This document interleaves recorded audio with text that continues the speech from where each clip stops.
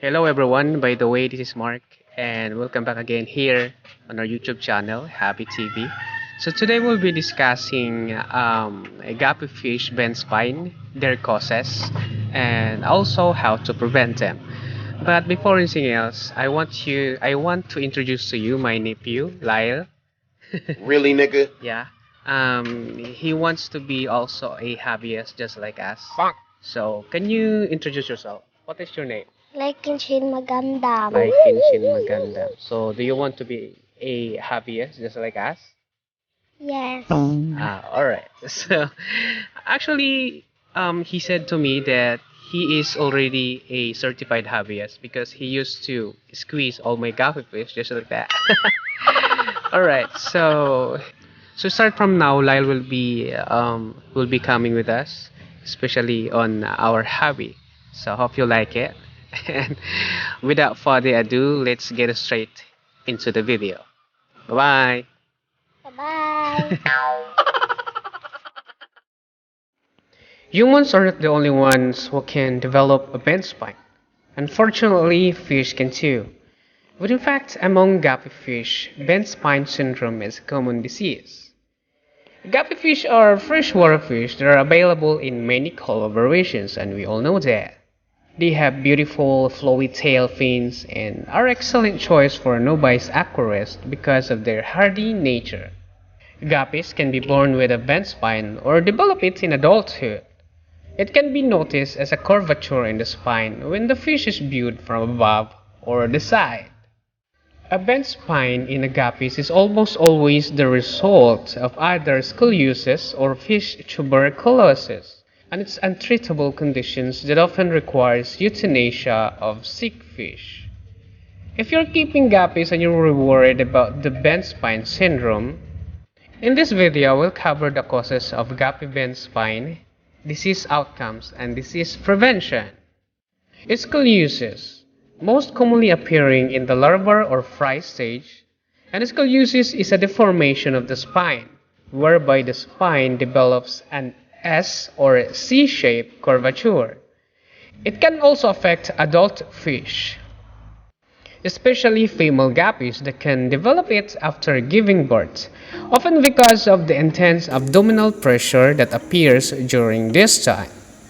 The disease can slowly progress over time or remain stable throughout the lifetime of your guppies. Either way, it is not reversible and it affects the life of quality of your guppy fish. Fish with bent spine have trouble swimming and they are often bullied by other fish because of their weakness. The growth rate of your fish is also affected this time. And let's go to the causes of fish scoliosis, and it's include inbreeding. Inbreeding.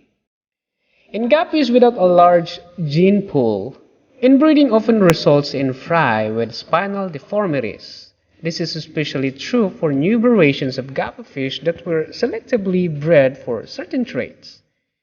Diversifying the gene pool and avoiding inbreeding are important elements in preventing guppy bent spine disease. And also bad diet and tank conditions. Yes. Guppy raised in overcrowded aquariums with low oxygen levels and guppies kept in a low-quality dry food-only diet can also develop scoliosis. Guppies are omnivores and require a variety of food to stay healthy. You should feed guppies high quality of flakes veggie pellets, spirulina tablets, and brine shrimp food, bloodworms, tubifex, and dapia, or should I say, or they also need live foods here. Also, take care not to overfeed them, which can also cause issues like water fouling and digestive issues. This all goes to show how important a balanced diet is in preventing diseases, including scoliosis, and it's important to raise your guppies in a well-kept aquarium and avoid aquarium stocking issues. And also the other cause of scoliosis is hereditary factors. And I mentioned that inbreeding can be a factor in the development of fish scoliosis. In the same vein, another factor that can contribute to guppy scoliosis is allowing fish with scoliosis to reproduce. Scoliosis can be passed down offspring, but in fact 90% of fry will inherit the disease from the female fish with scoliosis. Therefore, if your guppies have scoliosis, make sure to prevent them from breeding, because the chances of giving birth to fry with a bent spine is inevitable. Just like what my nephew's doing now, you need to exercise selective breeding and disposing those who does not shows good patterns or have a bent spine. This can be difficult in a species like the guppy, which is a prolific breeder. You may wish to consider either culling the resulting fry or allowing them to be eaten by their parents and other fish in the aquarium. So this time, let's try to ask Lyle, my nephew here, of what he is doing. Kung sa'yo mong gibuhat, Lyle? Spirit o pamit na pangit. Og Pangit na nindot. pangit og nindot? Opo. Asa man ang nindot? Tere? Oh, mo ni ang pangit. Opo. Mo nang pangit? Kani? Oh. Opo. Fish tuberculosis. Fish tuberculosis is a disease that can affect many types of freshwater fish, including guppies. In fish, the disease is caused by a bacterium or Mycobacterium marinum, closely related to the bacteria causing TB. And a fish TB is a highly contagious disease, remember that can be passed onto other fish, and other animals, and even to humans. Therefore, immediate action is required. This disease is common in aquariums that are not maintained regularly. Think of aquariums without regular water changes, or aquariums that are overcrowded, low in oxygen, and high in waste products. While this is a major triggering factors of the disease, allowing bacteria to grow out of control and thrive. Unfortunately, fish TB can appear even in otherwise well-kept aquariums. This happens when you add new fish that have already been infected with TB to the aquarium.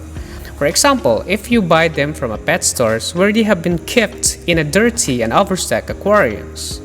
The reason why I'm discussing fish TB in this video about bent spine syndrome is because one of the symptoms of fish TB is a curved or crooked spine.